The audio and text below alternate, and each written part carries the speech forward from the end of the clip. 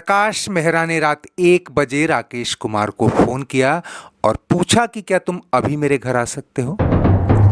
इतनी रात को राकेश कुमार एक बार सकपका गए, लेकिन प्रकाश मेहरा उनके मेंटर हुआ करते थे, जिनके मातहत उन्होंने जंजीर, हाथ की सफाई जैसी कई फिल्मों में बतौर असिस्टेंट काम किया था। वो भागे भागे वहां गए। वहां जाते ही मेहरा ने पूछा कि सुना है कि तुम ओम प्रकाश के साले के साथ कोई फिल्म बना रहे हो, मैं उसकी कहानी जानना चाहता हूं। राकेश हिचकिचाए और बताया कि फिल्म तो वही लोग प्रोड्यूस कर रहे हैं, मैं तो बस डायरेक्ट कर रहा हूं, अब मैं कहानी क्या बताऊं। मेहरा ने कहा कि तुम मुझे स्टोरी सुना रहे हो या नहीं। दोस्तों, कहावत है, मर नहीं सकता कभी इंसान का मारा हुआ, आप ही मर जाएगा एहसान का मारा हुआ। पुराने उस्ताद के आगे शागिर्दी ने घुटने टेक दिए और राकेश कुमार ने फिल्म की कहानी सुना दी। IMDb ट्रिविया के मुताबिक तब प्रकाश मेहरा ने कहा, राकेश समझो अब ये फिल्म मैं बना रहा हूं, डायरेक्ट तुम ही करोगे। राकेश कुमार हैरान, मानो पैरों तले जमीन खिसक गई। ये नहीं हो सकता सर, उन्होंने काफ़ी काम कर लिया है, लीड रोल में विनोद खन्ना और डैनी को ले चुके हैं, आप इसे नहीं बना सकते। मेहरा ने कहा, वो सब तुम मुझ पर छोड़ दो, मैं मैनेज करूंगा, तुम बस इतना जानो कि अब लीड रोल में अमिताभ बच्चन होंगे और साइड रोल में विनोद खन्ना। राकेश कुमार को मानो सांप सूंघ गया। सर ये संभव नहीं, विनोद नहीं मानेगा। मेहरा जानते थे कि विनोद खन्ना राकेश कुमार का दोस्त है। उन्होंने कहा कि विनोद को लाना तुम्हारा काम है, मैं अमिताभ बच्चन को लाऊंगा। लेकिन यहाँ राकेश कुमार की समस्या कुछ और ही थी। वो उस विनोद खन्ना से किस मुंह से बात करते जिसने उन्हें इस फिल्म का डायरेक्शन अपनी सिफारिश से दिलवाया था। हुआ ये था कि राकेश कुमार जब स्ट्रगल कर रहे थे तब विनोद खन्ना ने उनकी खासी मदद की थी। राकेश कुमार बतौर असिस्टेंट तो काम कर ही रहे थे, अब डायरेक्टर बनने के सपने भी देखने लगे थे। उन्हीं दिनों ओम प्रकाश के छोटे साले एक फिल्म बना रहे थे और उन्होंने विनोद खन्ना को लीड रोल ऑफर किया। यहाँ खन्ना ने शर्त रख दी कि मैं ये फिल्म तभी करूंगा जब राकेश कुमार इसे डायरेक्ट करेंगे। प्रोड्यूसर ने राकेश कुमार को बतौर डायरेक्टर साइन कर लिया। ऐसे में अब प्रकाश मेहरा की बातें उन्हें ज्यादा अखर रही थी और अब राकेश कुमार सोचने लगे कि मैं विनोद खन्ना से किस मुंह से बात करूंगा। पहले तो उन्होंने प्रकाश मेहरा से टाल मटोल की, लेकिन वो ये भी जानते थे कि मेहरा हिमालय से ऊंचा फिल्म की असफलता से घाटे और डिप्रेशन में चल रहे हैं और उन्हें भी एक सफल फिल्म की सख्त दरकार है। राकेश कुमार 2 दिन तक तनाव में रहे। तीसरे दिन वो विनोद खन्ना के घर गए।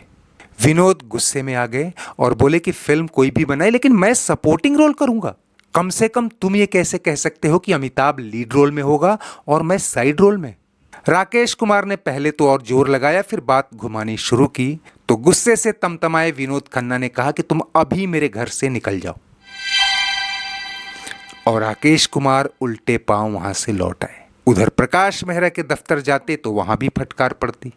इस बीच राकेश कुमार को एक और बुरी खबर मिली। फिल्म दुनिया मेरी जेब में, जिसे वो डायरेक्ट करने वाले थे, प्रोड्यूसर ने बंद कर दी।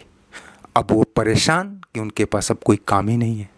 उन्हीं दिनों प्रकाश मेहरा की एक पार्टी में राकेश कुमार भी पहुंचे। उन्होंने वहां विनोद खन्ना को देखा तो उनके पास गए और रोने लगे। बताया कि मेरी एक और फिल्म बंद हो गई है और अगर तुम खून पसीना में काम नहीं करोगे तो मेरा कैरियर ही चौपट समझो। विनोद खन्ना ने यहाँ भी उन्हें फटकारा और खरी खोटी सुनाई कि तुमने मेरी दोस्ती का ये सिला दिया कि अब तुम मुझसे अमिताभ के सपोर्टिंग रोल में काम करने को कह रहे हो। राकेश कुमार कहने लगे कि मेरा भरोसा रखो, मैं तुम्हारा रोल इतना इफेक्टिव बनाऊंगा कि ऑडियंस तालियां बजाने को मजबूर हो जाएगी। फिर उन्होंने उन्हें कुछ हॉलीवुड कैरेक्टर्स की तस्वीरें और डायलॉग दिखाते हुए कहा कि कहानी का असलम उर्फ शेरा के किरदार पर इन सब की छाप होगी। अगर रोल हेरा फेरी की तरह बैलेंस्ड नहीं तो कम से कम तुम्हारे किरदार को लीड से गिरने नहीं देगा। विनोद खन्ना वैसे तो 4 महीने पहले ही आई हेरा फेरी कर ही चुके थे अमिताभ के साथ, लेकिन अपनी शर्तों पर।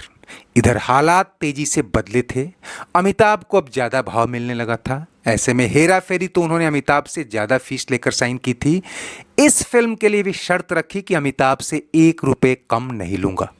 दूसरी शर्त की स्क्रिप्ट और मेरे डायलॉग मुझे पहले ही दे दिए जाएंगे और उनमें आगे कोई बदलाव नहीं होगा, और अगर कोई बदलाव हुआ भी तो उसमें मेरी राय ली जाएगी। कहते हैं कि राकेश कुमार और मेहरा दोनों ही झटपट मान गए। फिल्म में पैसा तो प्रकाश मेहरा ही लगा रहे थे, लेकिन उन्होंने प्रोडक्शन क्रेडिट में नाम अपने भाई बब्बू मेहरा का दे दिया। उधर अमिताभ को फिल्म उनके लीड कैरेक्टर को आगे करके ही ऑफर की गई थी। हालांकि उनकी दिलचस्पी इस बात में थी कि इसे वही राकेश कुमार डायरेक्ट करने वाले हैं जिनके साथ जंजीर के सेट पर उनकी अच्छी ट्यूनिंग बन गई थी।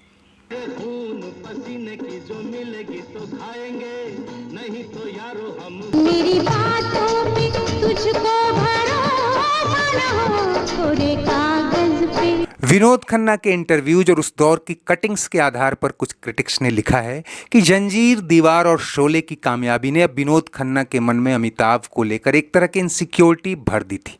और उन्हीं दिनों जब मनमोहन देसाई ने उन्हें अमर अकबर एंथनी में बड़ी रकम देकर अमिताभ के साथ कास्ट किया, तो खन्ना को आभास हो गया कि अब भागने का नहीं, अपना स्टारडम साबित करने का समय है। खून पसीना के सेट पर दोनों ने खूब पसीना बहाया। कॉमन सीन में दोनों अपनी डायलॉग डिलीवरी को लेकर काफ़ी अलर्ट रहे थे।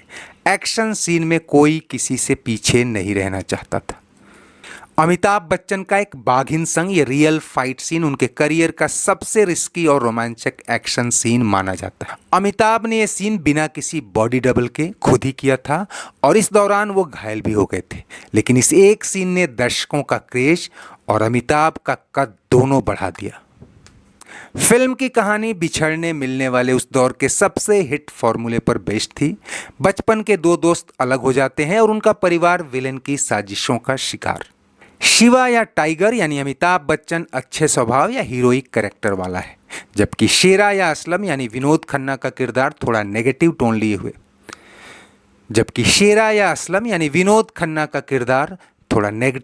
लिए हुए। वो अपने तरीके से अपराध और अपराधियों से लड़ता है। सेठ, मजदूर, अमीरी, गरीबी, नायक, खलनायक जैसे तमाम किरदारों और किस्सों से गुथी हुई एक crime drama film action, romance और रोमांच के कई पड़ावों से गुजरती है और बिछड़े हुए दोस्त जब आमने सामने आते हैं तब तो दर्शकों की जिज्ञासा क्लाइमेक्स बनकर हिलोरे मारती है। अमिताभ और रेखा की जोड़ी उस समय फिल्मी गॉसिप्स के पन्नों में उनके इश्क की खबरों के साथ परवान चढ़ रही थी। इसने भी फिल्म को हाई नोट दिया। कुल मिलाकर एक फुल एक्शन मसाला एंटरटेनमेंट फिल्म थी जो सुपरहिट हुई और कैरेबियन कंट्रीज में तो इसने रिकॉर्ड कलेक्शन किया। हालांकि विनोद खन्ना लॉबी के क्रिटिक्स अब भी लिख रहे थे कि विनोद खन्ना ने इस फिल्म में अमिताभ के उछाल मारते स्टारडम को कड़ी चुनौती दी, जबकि दूसरी ओर इस फिल्म के आने तक अमिताभ के पास सालाना विनोद खन्ना से 2 गुनी फिल्में और ऊंची फीस आ रही थी। अमर अकबर एंथनी की शूटिंग पूरी हो चुकी थी और विनोद खन्ना को लगने लगा था कि इंडस्ट्री ने अमिताभ बच्चन को लीड सुपरस्टार मान लिया है और अगले 2 साल अमिताभ बच्चन को मिले बेस्ट एक्टिंग के फिल्म फेयर पुरस्कारों ने इस पर मुहर भी लगा दी। हालांकि तब तक प्रकाश मेहरा ने अपनी फिल्म मुकद्दर का सिकंदर के लिए अमिताभ और विनोद खन्ना दोनों को कास्ट कर लिया था, जो शोले के बाद तब तक की सबसे बड़ी हिट होने वाली थी। और विनोद खन्ना को तब तक ये एहसास तो हो ही गया था कि अमिताभ संग सपोर्टिंग रोल वाली उनकी कोई भी फिल्म उनकी सोलो हिट से कहीं ज़्यादा पैसे कमा रही है। तो इस कल्ट एक्शन मूवी की यादों के साथ आज बस इतना ही। चलते चलते वीडियो लाइक और शेयर तो करें ही, अगर चैनल सब्सक्राइब नहीं किया है तो वो भी करते चले। कमेंट बॉक्स में आपकी हर राय का स्वागत है। शुक्रिया, नमस्ते, आभार।